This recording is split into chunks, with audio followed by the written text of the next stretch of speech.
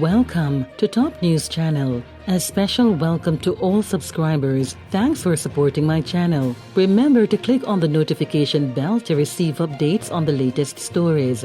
I'm Evadne Brown Harrison with the Top News Roundup for Tuesday, November 28. In local news, Child Protection and Family Services Agency (CPFSA) probing death of 10-month-old at Bustamante Hospital. Sections of Mountain View St. Andrew remain tense following fatal shooting of resident. Clarendon man shot after allegedly stoning police. In regional news, officials hold discussions on collaborations between Jamaica and Trinidad and Tobago. And on the international scene, lightning and hailstorms killed 24 in western India. Top News Roundup is brought to you by Evadne's Multimedia and Communication Services. Fast, reliable, affordable. Now the details. Child Protection and Family Services Agency (CPFSA) is investigating the death of a 10-month-old girl who died yesterday morning while undergoing treatment at the Bustamante Hospital for Children. Top News Channel understands that the baby was taken to the hospital last Friday due to respiratory symptoms and fever. She was diagnosed with bronchopneumonia and sent home with antibiotics and Panadol. However, the sick baby was brought back to the hospital the next day and presented with vomiting. Blood was also present inside her diaper. She was previously tested positive for dengue at another hospital. The Center for Investigation of Sexual Offenses and Child Abuse, CPFSA, was contacted and further examination revealed bruises to the body as well as vaginal laceration and bleeding. Sources revealed that during the weekend her condition deteriorated. Her condition did not improve despite receiving multiple transfusions of blood products. The baby died following an operation. Investigation into the matter continues.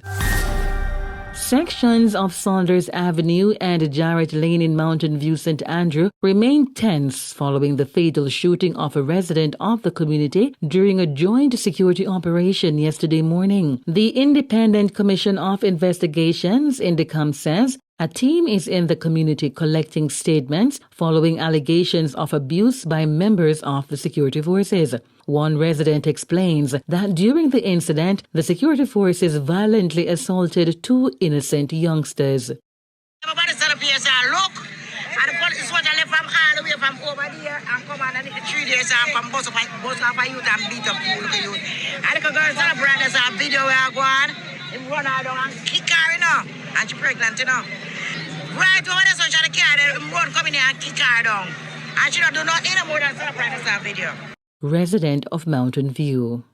Indecom Commissioner Hugh Faulkner says the deceased is 32-year-old Naverne Edwards of 72 Mountain View Avenue. He says the scene has been processed and notices will be served to the relevant officers who will be interviewed by Indecom. Initial reports suggest that this was a planned operation by a joint JCF-JDF team.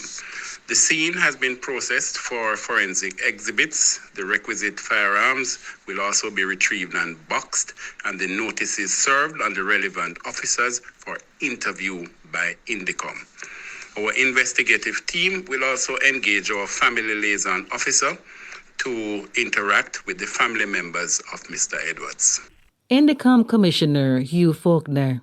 Reports reaching Top News desk are that the deceased man was among a group who engaged the security forces in a shootout between Saunders Avenue and Jarrett Lane. Two members of the security forces were shot in the incident and are being treated. Head of the Jamaica Constabulary Forces Corporate Communications Unit, Senior Superintendent Stephanie Lindsay, explains that sometime after 4 a.m., the police acting on information went to 72 Lane in the Mountain View area in search of Demar Williams, otherwise known as a baby killer or Kai Kai, who is listed as wanted. Mr. Williams is one of 8 prisoners who escaped from the Black River Police lockup in June. Senior Superintendent Lindsay says when the security forces arrived at 72 Lane in Mountain View, Mr. Williams and his cronies reportedly engaged them in a shootout. The shooting resulted in the death of Mr. Edwards. The main target escaped.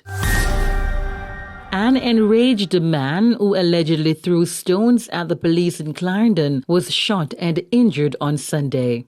Reports are that the police went to investigate reports they received of a man behaving boisterously along Brooks Avenue in Maypen. The man who was found behaving badly declared that he would hurt or kill somebody if he was not given vehicles he allegedly purchased.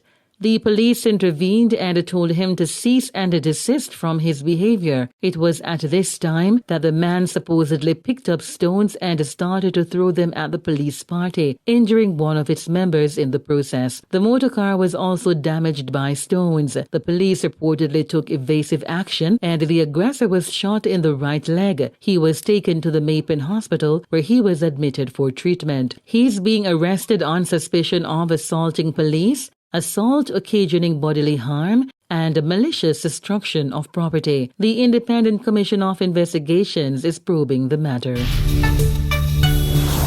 Now for the top regional story.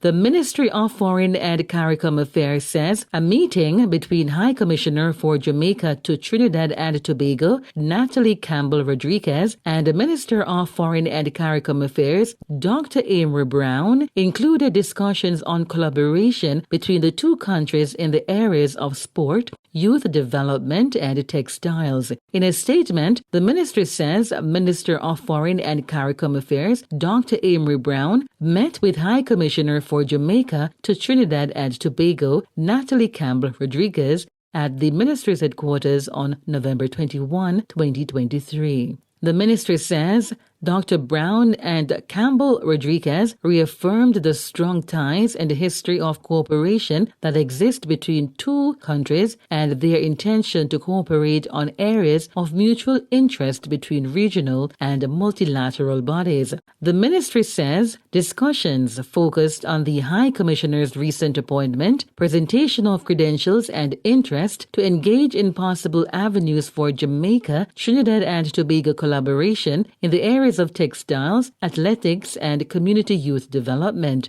The ministry says both officials underscored their commitment to working together to improve Trinidad and Tobago-Jamaica relations and to enhance collaborative work in the future during the High Commissioner's tenure in Trinidad and Tobago. And now for news on the international scene. At least 24 people have been killed by lightning, intense rain and hailstorms, and 23 left injured in rain-related incidents in India recently. The weather damaged houses and killed livestock across western Gujarat state. Meteorologists say storms are unusual in Gujarat during winter, and the fierce downpour caught many off guard. At least 18 of the 24 deaths were due to lightning strikes. Gujarat state was hit by heavy rainfall accompanied by thunderstorms and hailstorms, with some areas receiving up to 5.7 inches of rain in 24 hours.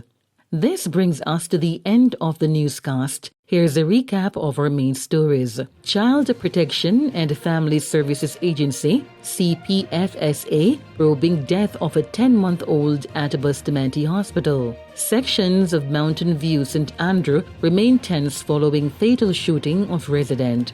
Clarendon man shot after allegedly stoning cops. Officials hold discussions on collaborations between Jamaica and Trinidad and Tobago, and lightning and hailstorms killed 24 in western India. Top News Roundup was brought to you by Evadne's Multimedia and Communication Services. Fast, reliable, affordable. The next Top News Roundup will be posted Thursday, November 30. On behalf of the news team at Top News Channel, I'm Evadne Brown Harrison. Don't forget to like, share, and subscribe to Top News Channel for news that is accurate, current, and credible. Have a good one.